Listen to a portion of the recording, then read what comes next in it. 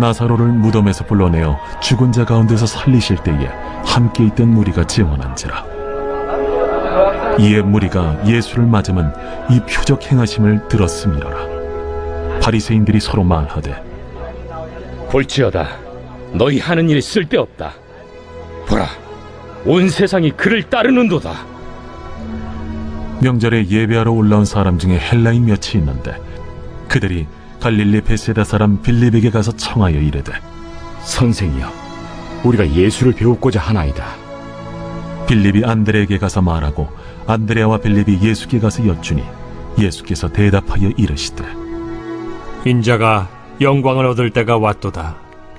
내가 진실로 진실로 너희에게 이르노니 한 알의 밀이 땅에 떨어져 죽지 아니하면 한 알 그대로 있고 죽으면 많은 열매를 맺느니라.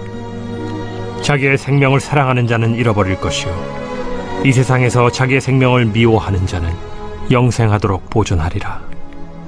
사람이 나를 섬기려면 나를 따르라.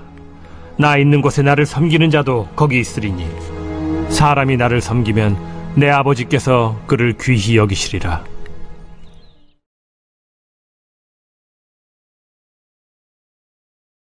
오늘 우리가 함께 나눌 말씀은 요한복음 12장 17절에서 26절까지의 말씀입니다.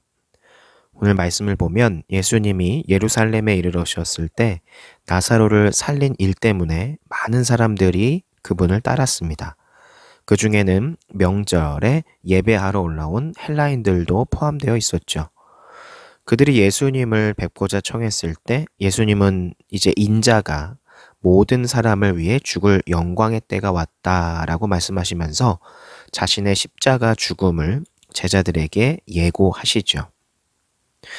예수님은 이방인들이 만나기를 청해서 이처럼 제자들에게 이제 영광을 얻을 때가 왔다고 말씀하셨습니다.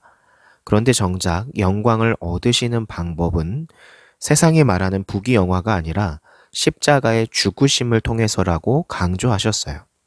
더 나아가 예수님은 이런 주님의 삶이 모든 믿는 사람들의 삶이 되어야 할 것도 가르치십니다. 죽어야 산다라는 것은 기독교의 역설입니다. 그러니까 내가 죽을 때 그리스도께서 사신다라는 거죠.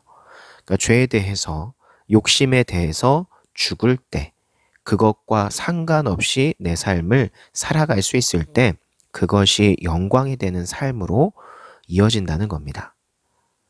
교회 안에서도 내 자아가 죽을 때 그것이 하나님께 영광이 됩니다. 사람들이 나를 알아주지 않는다고 섭섭해하고 내 존재 가치가 드러나지 않는다고 원망하면 진정한 하나님의 영광을 이룰 수 없습니다. 예수님을 따르는 제자들은 그런 삶을 살아서 안 됩니다. 주 안에서 오히려 내 존재가 감추어지고 오직 예수님만 드러내고자 할 때 그것이 예수님과 여러분을 위한 가장 큰 영광을 이루는 길이라는 사실을 기억하기 바랍니다. 한편 주님은 세상에 환호해도 자신의 길과 본분을 지켜가셨습니다. 변함없이. 여러분, 이런 이야기가 있습니다. 네덜란드 사람인 코리 텐붐 여사는 나치 치하에서 신앙과 삶을 담은 그녀의 유명한 책 피난처, 이것이 영화화됐을 때 주변 사람에게 이런 질문을 받았습니다. 코리 아주머니의 영화와 책을 통해서 하나님은 굉장한 일을 하고 계시네요. 이에 대해 그녀는 이렇게 답했다고 합니다.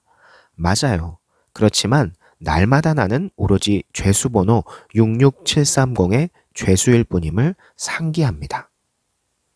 성공 앞에서도 자신이 누구인지를 잊지 않으려는 그리스도인의 모습이 바로 이 모습이죠. 즉 세상의 성공, 세상이 주는 것들의 조치가 되면 이 성공을 주신 하나님을, 예수님을 잊어버릴 위험이 있다는 겁니다. 그러므로 사순절을 지나는 이때에 우리가 정말 나의 모든 것을 내려놓고 하나님만, 예수님만 드러내는 그런 삶을 살고 있는지를 잘 생각해 보고 예수님만 드러내는 삶을 하루하루 살아가는 여러분이 되기를 소망합니다. 기도합니다.